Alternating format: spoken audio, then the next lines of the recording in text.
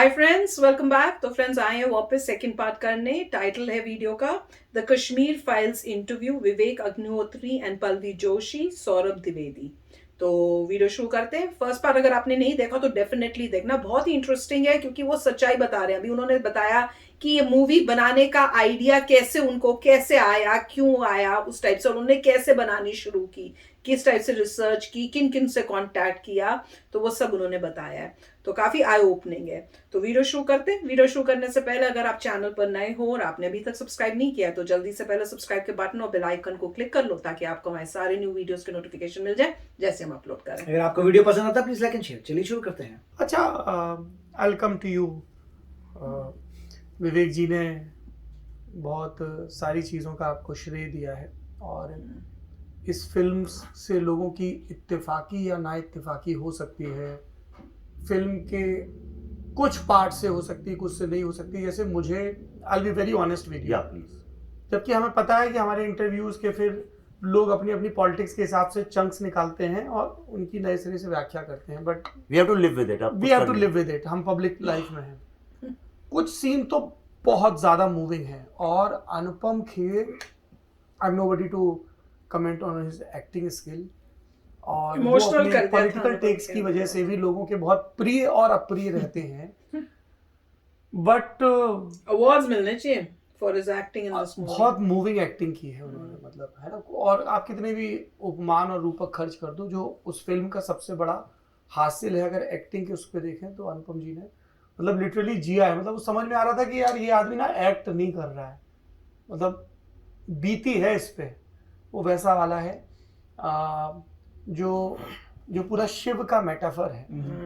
तो इनफैक्ट मैं उसी पे बात करना चाह रहा था पहले। ये मेरे दिमाग की खामाख्याली भी हो सकती है, पर शैव दर्शन का कश्मीर सबसे बड़ा केंद्र रहा है। बौद्ध दर्शन कितनी संगतियां हुई हैं वहां पे, और स्पोर्ट वा मतलब जैक दरिदा को आज पूरी दुनिया जानती है। नागार्जुन के बारे में बहुत कम लोग जानते हैं जिन्होंने स्फोटवाद का सिद्धांत दिया, वो सब कश्मीर में हुआ है।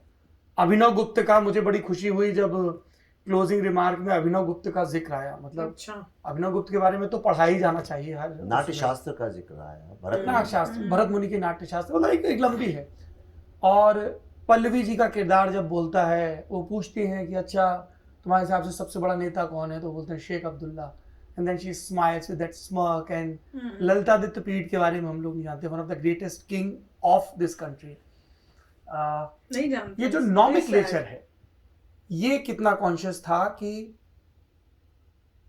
शैव दर्शन का केंद्र, शिव की आराधना का केंद्र, और उस बच्चे का नाम शिवा है, और वो वहां पे फिल्म क्लोज होती है। हमने कन्हैया कुमार और जेएनयू का पूरा वो केस देखा, और बच्चे का नाम कृष्णा है, उस स्टूडेंट लीडर का नाम कृष्णा है, जिसको ऐसे पोर्ट्रे किया गया है कि जो रेडिकल लेफ्ट इंटेलिजेंसिया है उसने उसको मिसगाइड किया है। जेएनयू की जगह एनएलयू है। नहीं, उसका नाम जेएनयू ही था, वो सीबीएफसी के चक्कर में लास्ट मिनट पे एएनयू कर। हाँ, वो तो वही मैं इसीलिए मैं अभी वो आयशा के तो झंडे दिख ही रहे हैं। आयशा एक कम्युनिस्ट पार्टी है इस देश में, CPIML, जिसने लेट 80s में इलेक्शन में पार्टिसिपेट करना शुरू किया, उसके पहले नहीं करते थे, और उनके स्टूडेंट विंग का नाम हमें तो जेएनयू दिखा था। जेएनयू में काफी एक्टिव है। तो आयशा के झंडे दिखते हैं, मैं तो रोती रह गई, मैं तो इतना कुछ देखा ही नहीं। माओ की और उन सब की तस्वीरें और वो सब पोस्टर दिखते हैं। तो ये जो प्रिमाइस पूरा आपने बनाया, शारदा नाम, सरस्वती की वहां पे आराधना की कितनी बड़ी परंपरा है। तो जेएनयू कह तो रहे हैं कि उसकी वजह से करा, तो उन्होंने मूवी में जेएनयू very से conscious सारा कि ये कुछ किया सारे था, वो symbols चेंज को करना represent पड़ा करते शायद। ओ या इट वाज, सी मैं कई चीज़ें मैं सटल करता हूँ, किसी को बताता नहीं हूँ। कुछ चीज़ें मैं ठीक है, अब जो दुनिया सोचे वो एक अलग है। एक क्या होता है कि अगर लोग जनरली अग्री नहीं करते हैं तो फिर वो आपके क्राफ्ट को भी छोटा कर देते हैं अपने दिमाग में। तो अगर आपको एक कोई सिंगर नहीं पसंद है तो आप उसका कितना भी अच्छा गाना हो, उसको अच्छा गाना नहीं मानेंगे। लेकिन मैं हमेशा से करता आया हूँ, ये मेरी हर फिल्म में था। कोई ऐसी मैंने फिल्म नहीं बनाई जिसमें कहीं एक सटल चीज़ ना हो, वो मैं अपने लिए करता हूँ, किसी के लिए नहीं। जैसे फॉर एग्जांपल ताशकंद फाइल्स में लड़की थी, आप श्वेता का आपने इंटरव्यू किया था, जी जी, वो एक दलित लड़की है, उसमें उसका नाम फुले है, रागिनी फुले।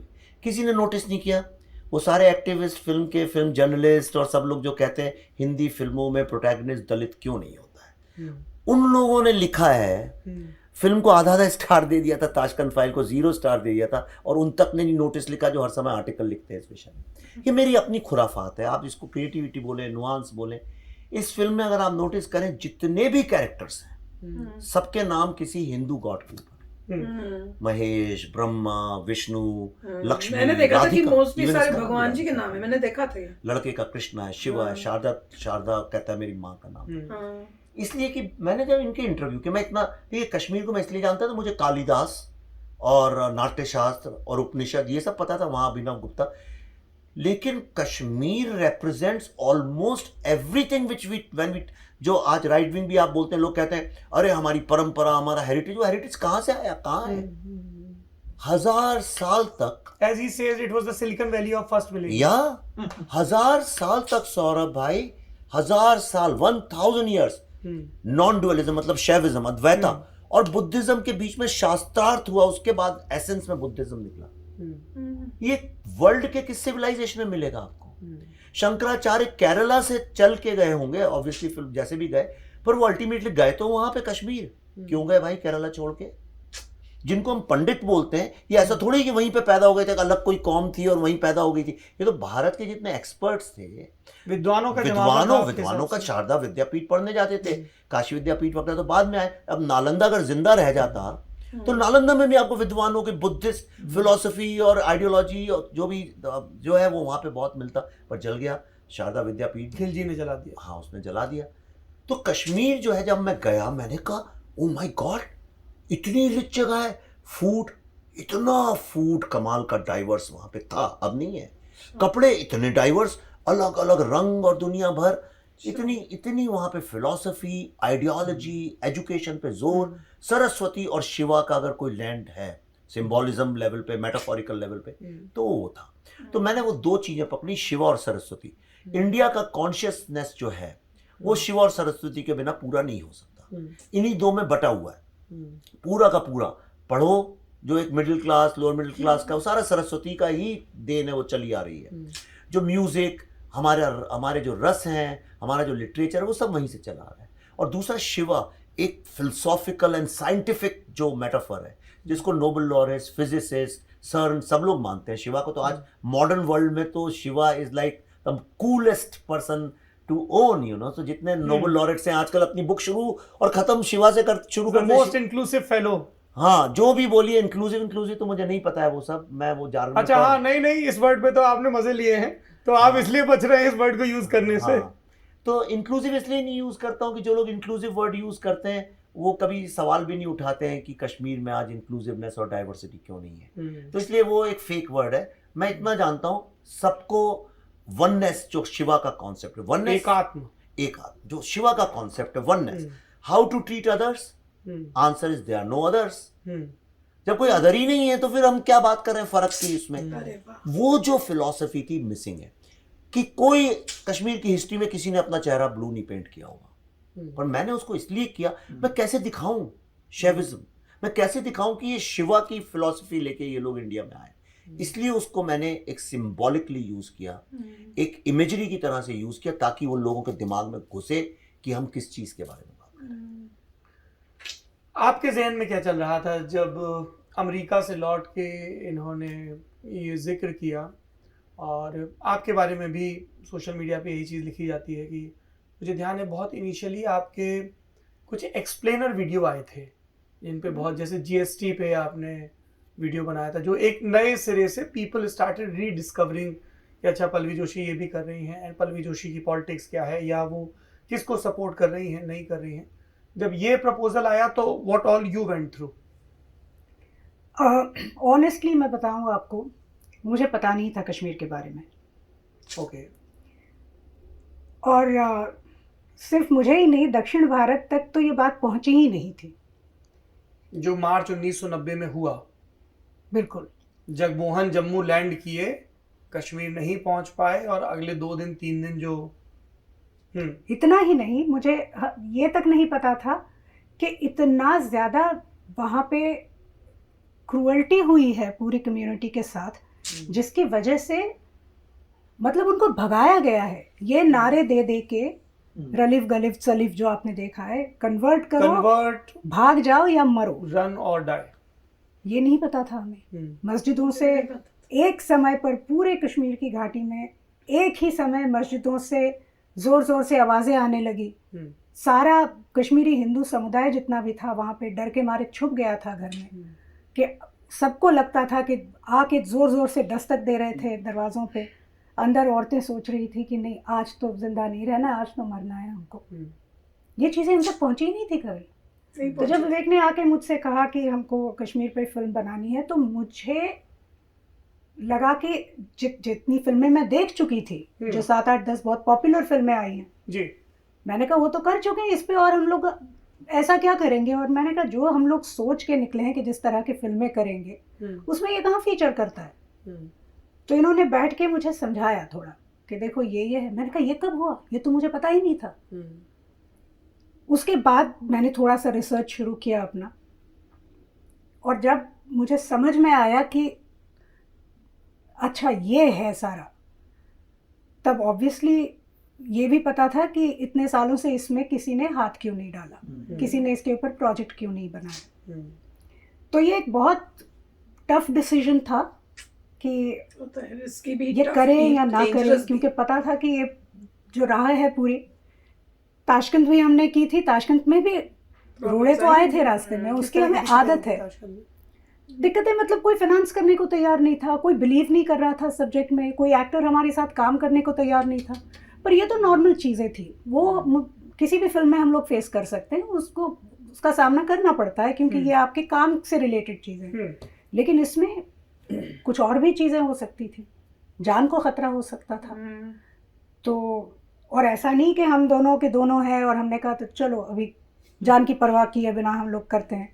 जब आप फैमिली होती है, आपके रिश्तेदार होते हैं, आपके रूट्स होते हैं, चारों तरफ फैलाए होते हैं आप, तो आपको बहुत सारी चीज़ों का ख्याल करना पड़ता है। तो मैंने थोड़ा लिया समय, और जब मैं रिसर्च कर रही थी, डॉक्टर कॉल से भी मेरी बातें हो रही थी फ़ोन पे, तो एक समय आया जब मैंने कहा विवेक को कि ये करना तो चाहिए अपने को। और ये बहुत मुझे क्रेडिट देते हैं, मैंने कोई अकेले डिसीजन नहीं लिया, हमने सब ने मिल के as a family we took a decision, क्योंकि I didn't want to keep my away. मैं ये नहीं कि माँ बाप ने डिसीजन ले लिया अब तुम भुगतो। बाकायदा हमने सब ने बैठ के उसके ऊपर बातचीत की, और फिर हमने डिसाइड किया कि ठीक है इसको हम लोग बनाएंगे, और इसमें पूरी तरह से एज ए फैमिली हम लोग इन्वॉल्व होंगे। क्योंकि अगर ये 32 सालों से ये निकला नहीं है बाहर, और अगर मुझे पता नहीं है तो मैं गिल्टी हूँ।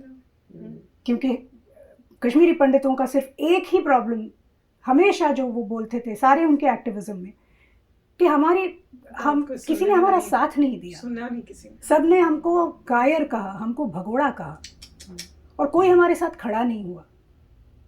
तो इतना जब किसी कम्युनिटी के साथ हो जाए, उसके ऊपर पूरी तरह से पर्दा अगर किसी ने डाल दिया कि हम तक ये बात ही नहीं पहुंची, तो आप समझ सकते हैं कि कितना एक गिल्ट आता है मन में, और उसी के साथ साथ एक गुस्सा भी आता है कि हमको बताया नहीं गया, हमें बिट्रे किया गया, हमारी ही गवर्नमेंट ने, हमारी ही सिस्टम ने, हमारी मीडिया, कैसे कर सके हमारी उनके साथ पोजीशन ऑफ पावर में जितने लोग थे, उन्होंने हम तक ये चीजें पहुंचने नहीं दी।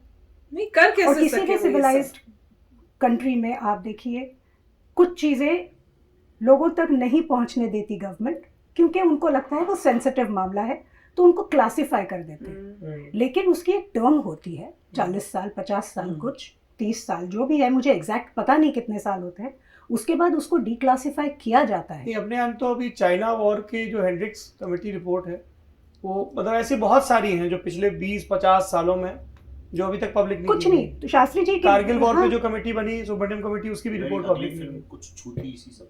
तो शास्त्री जी के बारे में भी जब हमने बनाई थी फिल्म, हमको यही बताया गया कि एक ही फाइल है और कुछ डॉक्यूमेंट था ही नहीं, और वो एक फाइल है और एक क्लासिफाइड है, वो हम नहीं दे सकते बाहर। तो मुझे पता था कि कश्मीर का जो मसला है वो डिक्लासिफाई तो कभी होना नहीं है। तो फिर हमने ये तय किया कि इस पे काम करना चाहिए हमको। बहुत अच्छा। पर किस तरह की फिल्म बनाएंगे, क्या बनाएंगे, डॉक्यूमेंट्री बनाएं या विवेक कुछ भी नहीं हुआ तो सिर्फ बुक लिखे उसके ऊपर या फीचर और फिल्म अच्छा बनाए क्या या movie वेब बनाई। सीरीज बनाए, इसके बारे में हमारी प्लानिंग चल रही थी। और तब हम जाके सब लोगों से मिले, जितने भी कश्मीरी पंडित समुदाय से जब हम मिले जाके, उनकी जब कहानियाँ सुनी तो उसके बाद तो मतलब पीछे हटने का सवाल ही नहीं था। आप कभी बैठ के अगर वो कहानियाँ सुने तो आपका मतलब कांप उठेंगे आप। मैंने जब एक ललिटॉप पे हम लोग प्रोग्राम करते हैं किताब वाला के नाम से, इट्स अ बुक शो, तो राहुल पंडिता की जो किताब है अवर मून हैज ब्लड क्लॉट्स, तो ऐसे बहुत पढ़ रखा था, बचपन से अलग अलग टुकड़ों में पढ़ रहे थे। पनुन कश्मीर के पैम्फलेट पढ़े थे उन्होंने, बहुत लगातार वो लोग भी काम कर रहे हैं। क्या नाम उनका, अग्निशेखर, हाँ अग्निशेखर जी, और ये सब लोग लगातार काम कर रहे हैं। तो वो आइडिया था, लेकिन जब आप वो किताब पढ़ते हो राहुल पंडिता की, तो एकदम से आपको बहुत सारे ह्यूमन फेस मिल जाते हैं कि श्रीनगर में रहते वक्त क्या हुआ, रैनावाड़ी में क्या हुआ, फिर जम्मू के कैंप में उन लोगों की ज़िंदगी कैसी बीती, और अब भी वो कैसे जो जिक्र आता है एक जगह फिल्म में। मैं अब जो फिल्म को लेके बात हो रही है उनके कुछ बिंदुओं पे आना चाहता हूँ। एक बात ये कही गई विवेक अग्निहोत्री जी कि आपने कॉन्शियसली कुछ चीज़ों को छोड़ दिया। कश्मीर के मसले पर आप बात करेंगे तो जैसे आपने मकबूल भट्ट का जिक्र किया, एक पासिंग रेफरेंस आया, और वो आप ही का वॉइस ओवर था, इफ आई रिमेम्बर करेक्टली, आप ही की आवाज़ थी जब फिल्म में आई। हाँ, वहाँ पैसे नहीं थे, फ्री में कर सकता हूँ मैं, तो इसलिए मैंने अपनी आवाज़ नहीं इतनी बुरी भी नहीं आपकी आवाज़, आप सच्ची। आगे भी करते मेरे को बहुत रहिएगा। embarrassment और होता है। बगल में प्रोड्यूसर बैठे हैं, थोड़ा इनका एक अलग से चेक काट दीजिएगा, बीओ आर्टिस्ट वाला। अच्छा, आप काट सकते हैं। हाँ अच्छा, ये सैंपल देख लिया है। नहीं अच्छा, अब जिस थोड़ा तरह पैसे आ से जाएंगे। इनकम जिस ठीक हो तरह रही है से इस फिल्म की, जा हाँ रही है। रिस्पॉन्स बहुत। मैं जिस सिनेमा हॉल में गया था, दिन का शो था 11:30 का, and it was almost full in Noida. आज ही की बात है ये जो हम रिकॉर्ड कर रहे हैं। पर प्राइमरली जो फोकस था वो 80s का जो बिल्डअप है, वो भी लेट 80s का बिल्डअप जो है उस पर था, और अर्ली 90s पे, और उसके बाद फास्ट फॉरवर्ड में हम अभी आ जाते हैं, क्योंकि दिखाया गया कि 370 वो जक्सटापोज दोनों पैरेलल हाँ चलते हैं। निष्प्रभावी, क्या बोलते हैं उसको? निष्प्रभावी कर दिया गया ना। जक्सटापोज को नहीं निष्प्रभावी? जक्सटापोज को नहीं, अच्छा अच्छा अच्छा मैं तो वो अपना वाक्य पूरा कर ओ, रहा था, sorry, 370 को निष्प्रभावी कर दिया। अच्छा अच्छा, ओके। आपने फारूक अब्दुल्ला से कैरेक्टर को दिखाया, क्योंकि आपको सेंसर की चिंता करनी है, मुझे नहीं करनी है। फारूक अब्दुल्ला चीफ मिनिस्टर थे, पहली दफ़ा शेख अब्दुल्ला की पत्नी के इसरार पर, जो उनकी फैमिली कोर्ट की फाइट है कि दामाद के पास जाए सत्ता कि बेटे के पास जाए, तो रानी साहिबा ने इंदिरा जी से दरख्वास्त की और फारूक का हो गया। फिर उनके जीजा गुलाम वो बने, फिर 87 के इलेक्शन में रिगिंग हुई, ये सब चीज़ें हम लोगों ने पढ़ी हैं। और उसके बाद आतंकवाद वहाँ पे बढ़ता है। एक जो किरदार है 85 to 89 एंड देन एक ब्रेक के बाद फिर आता है जगमोहन जी का किरदार। तो इसमें मुफ्ती मोहम्मद सईद सा किरदार दिखता है, शेख अब्दुल्ला सा किरदार दिखता है, जगमोहन नहीं दिखते हैं। इसकी क्या वजह रही? क्योंकि उन्हीं की तो किताब उसका आधार है, उनकी जो किताब है वही उसका आधार है। जो आप देख रहे हैं, जो फिल्म एक आपको जो चित्रण दिखा रही है, वो सारे उसी किताब से। solely primarily based on my turbulent years. No, it is being क्या बोलते हैं अंग्रेजी में, कोलैबोरेटेड फाइनली। मतलब जो उस किताब में डॉक्यूमेंटेड नहीं, और हमने सुना है, आपने किस्सा सुनाया अपना कुछ, लेकिन वो किताब कुछ और के, उसको हटा दिया है। तो इसलिए उसको जानबूझ के मैं उस नहीं कुछ। और दूसरा क्या है, मैं उसका जवाब भी देना गरिमा के नीचे समझता हूँ। एक ऐसा झूठ, जी जगमोहन जी की जो बात है, ये जगमोहन जी का नाम बार बार लाया जाता है, कमेंट्स में भी मैंने सुना था कुछ जगमोहन उसमें जी का तो इससे कोई लेना देना ही नहीं है। पहली बात तो कश्मीर जेनोसाइड से। 18 तारीख को फारूक अब्दुल्ला, आप उनकी किताब पढ़ रहे हैं, आपको पढ़ा होगा, 18 को रिजाइन किया फारूक अब्दुल्ला ने। कौन सी तारीख को उनको अपॉइंट किया गया एज अ लेफ्टिनेंट गवर्नर? 18 की रात को उनको 3:30 बजे इंद्र कुमार गुजराल का उन्होंने फोन आता है। फ्लाई कौन सी तारीख को किया? 19 को वो करते हैं, खराब वेदर की वजह से श्रीनगर नहीं पहुंच 20 पाते, तारीख जम्मू को, 20 जम्मू तारीख में रुकते हैं 20 वो। तारीख को जम्मू में रुकते हैं, 21 को पहुंचते हैं वहां पे। जो खेल होना था वो तो हो चुका है। और ये खेल 19 जनवरी एक सिंबॉलिकली डेट पकड़ी जाती है। उसके पहले से कोई हो रहा था। इतना कॉमन सेंस तो सब में 19 जनवरी जब बोलते हैं तो एक दिन में कि भारत को 15 अगस्त को आज़ादी मिली, नहीं भाई, उसके पहले से प्रोसेस चालू थी। 15 एक ऑफिशियल डेट है, तो ऐसे एक ऑफिशियल डेट हर चीज में लगाई जाती है। तो वो 19 जनवरी हो गई, पर ये तो सिलसिला उसके पहले से चालू हो गया था जी। देखा। कई केसेस जो उसके बाद भी हुए, राइट। 2003 में क्या हुआ, सिखों का जब मैसेकर हुआ तो जगमोहन जी का, शक्ति सिंह पोरा वाले हाँ मैसेकर जी की बात जी कर रहे हैं। हाँ, तो जगमोहन जी का अननेसेसरीली उसमें नाम डाला जाता है, अननेसेसरी डाला जाता है जो आप कमेंट्स कर रहे थे, ये कोई देख भी लो फिर। सेन आदमी, एक पांचवी कोई भी आदमी अपड़ भी होगा रिक्शे वाला, उसको जब अगर पूरी कहानी समझेगा उसको, तो वो भी समझ जाएगा कि इनके ऊपर उंगली उठाने का कोई मतलब नहीं है, खेल किसी और ने खेला है।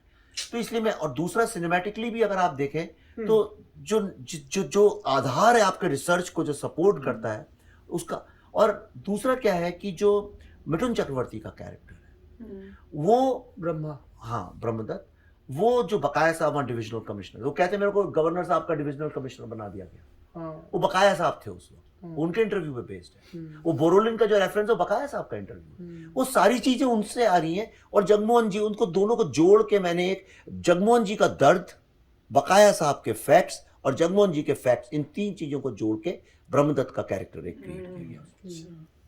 तो फ्रेंड्स, बहुत ही इंटरेस्टिंग इंटरव्यू है, और जिस तरह से सारी एक एक चीज, मैं कह रही हूँ पर्दे जैसे खुलते हैं ना, वैसे पर्दे खुल रहे हैं कि मूवी कैसे बनी, एक्चुअल में सच्चाई क्या थी। और जैसे ये बोल रहे थे जगमोहन जी के बारे में, कमेंट सेक्शन में भी मैंने पढ़ा था कुछ उनके बारे में, तो मैं बड़ी हैरान हो रही थी। तो वहां ये आंसर भी आ गया, वो कह रहे हैं उनके बारे में बोलना भी मतलब बहुत ही गलत बात होगी कि उनके ऊपर ब्लेम, वो सब पॉलिटिक्स खेल रहे हैं जबरदस्ती का, उनका इसमें कुछ नहीं था। तो अब आपको आंसर इसी में ही मिल गया वीडियो में।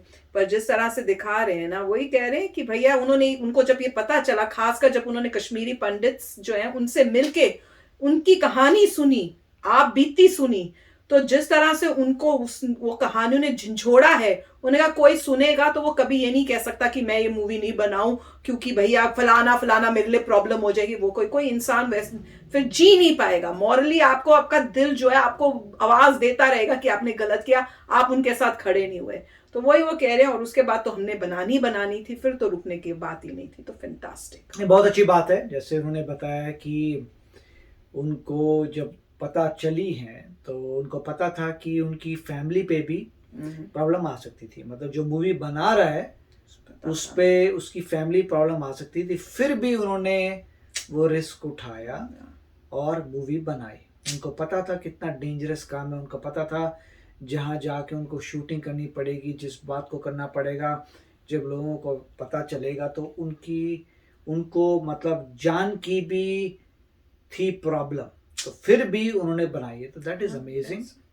उन्होंने काफ़ी एक्सप्लेन किया कि किस तरीके से उन्होंने अपनी क्रिएटिविटी दिखाई। वो जो लॉर्ड शिवा का उन्होंने दिखाया ब्लू करके, वो क्रिएटिविटी थी, कैसे जगहों से फैक्ट्स इकट्ठे करके सिनेमैटिक तरीके से मूवी बनाई है। तो वेरी नाइस, बहुत ही अच्छा, मतलब मजा ही आ रहा है सुनने में, और पता चल रहा है एक्चुअली में क्या था क्या नहीं, और क्या क्या फेस करना पड़ा, और किस टाइप की मतलब पॉलिटिक्स में उन्होंने क्या क्या घपले किए हुए थे, कैसे चाल चलेगी। मतलब ये सोच रही हूँ कि ये हटा के दूसरों को भेजना, वो भी पॉलिटिकल गेम होगी कि ये चाल चलेंगे, तब तक वो बीच का टाइम होगा, तब तक बीच के टाइम में जो करना है गंदे एलिमेंट्स कर लेंगे, तो हमको तो ये बोलेंगे भैया हम तो उसमें है ही नहीं पार्ट। तो ये भी सोचने की बात है कि कोई ये भी एक चाल, पॉलिटिकल चाल तो थी, हो सकती है, क्योंकि क्यों ऐसा हुआ, ऐसा क्यों नहीं प्रॉपरली हुआ सिस्टम कि there is somebody there till there, ऐसा ना हो कि बीच में कोई इस टाइप का गैप आए कोई दिनों में। तो मैं वही सोच रही थी। तो चलो आप भी शेयर करना अपने थॉट्स, चलते मिलेंगे नेक्स्ट वीडियो में बहुत ही जल्द। Till then please take care and bye bye. तो अगर आप मेरे इस चैनल पे नए हो तो जल्दी से सब्सक्राइब के बटन को हिट करो और बेल आइकन को क्लिक करो, ताकि आपको मेरा जब नया वीडियो मैं लगाऊं आपको उसके बारे में जल्दी से पता चल जाए।